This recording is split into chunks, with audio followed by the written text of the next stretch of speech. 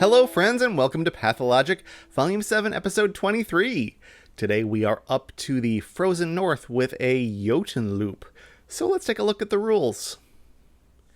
In Jotunloop, we will draw a loop which travels through the centers of some cells. This is the normal statement of a loop puzzle that isn't a full loop. The loop doesn't have to go through all the cells in the grid, but usually this implies orthogonal movement, that we can only go horizontally and vertically, and in this puzzle, diagonal movement is sometimes allowed by the next rule.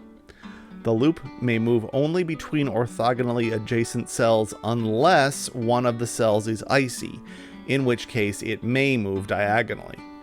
So we can look in the example solution to see this. So whenever we're going from one plain, snowy cell to the next, we are only ever going horizontally and vertically.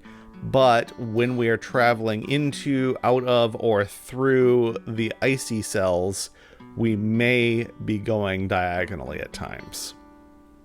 The loop may not travel through black cells and must travel through all icy cells. So it doesn't have to touch all of the white cells in the grid, but it must touch all the blue cells in the grid. Two line segments may intersect each other only on icy cells, but they may not turn at their intersection or otherwise overlap. So intersections can't be on the white cells, but they may intersect as long as it is on a blue cell like that. And the traveling is always straight through that grid. That is actually underscored by the final rule, which is the loop may not turn on icy cells. So once you're walking out of the snow and touch the ice, you slide straight forward, whether that is vertically, horizontally, or diagonally. Those are the rules of Jotunloop, so it's time to solve a puzzle. Today's Jotunloop was set by Tyrgannus. We have to touch all of the icy cells.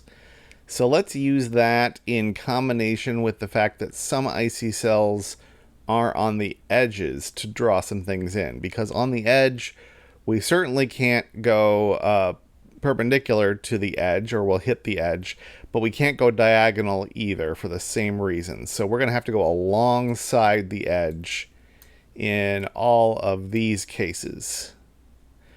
Now, where one of these edges is only able, if it doesn't have an icy cell diagonally adjacent, it's going to have to turn at 90 degrees.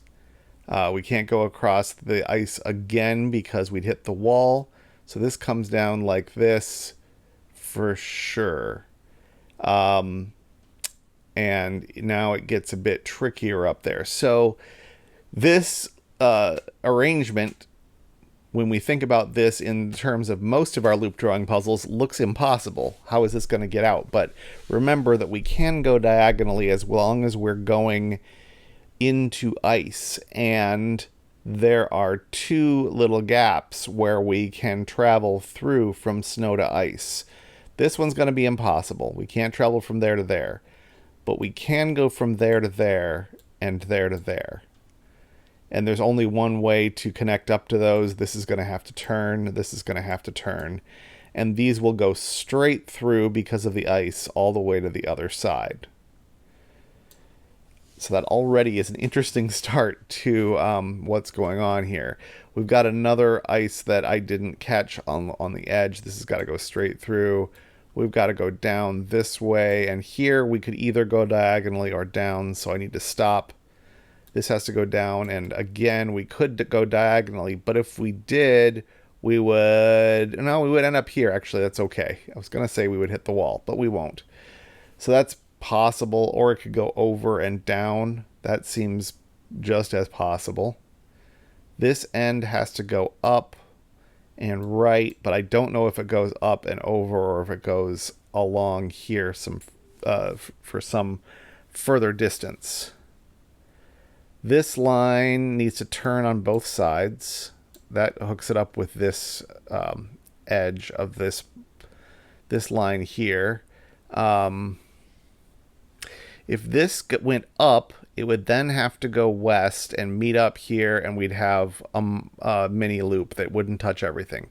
So this has got to go over and over again for sure.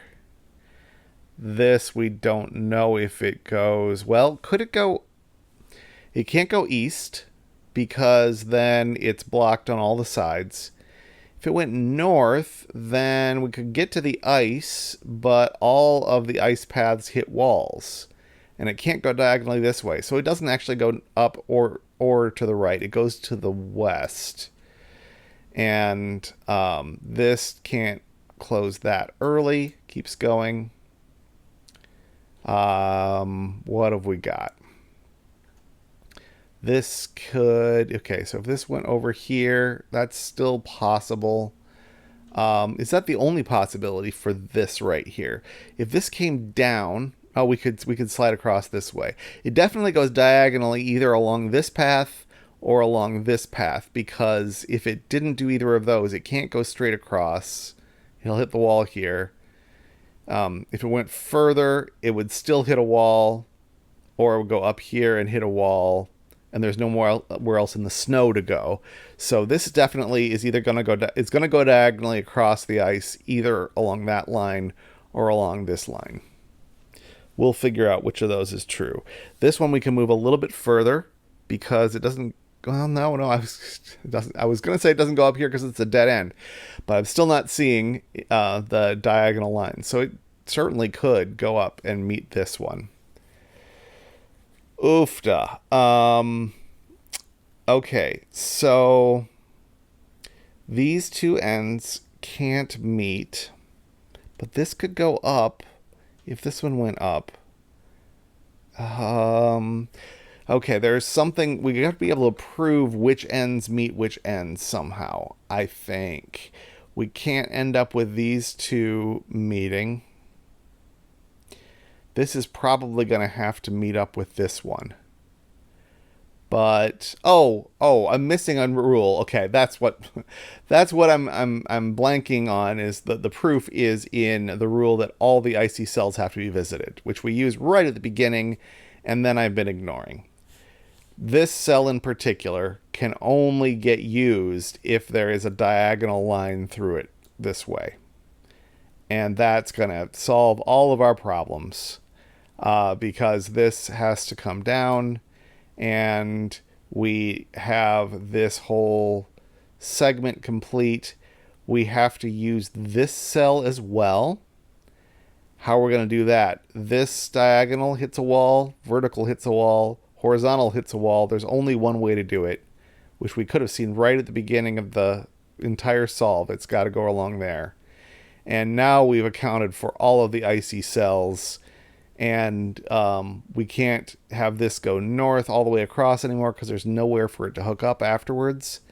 And so it's going to have to keep going.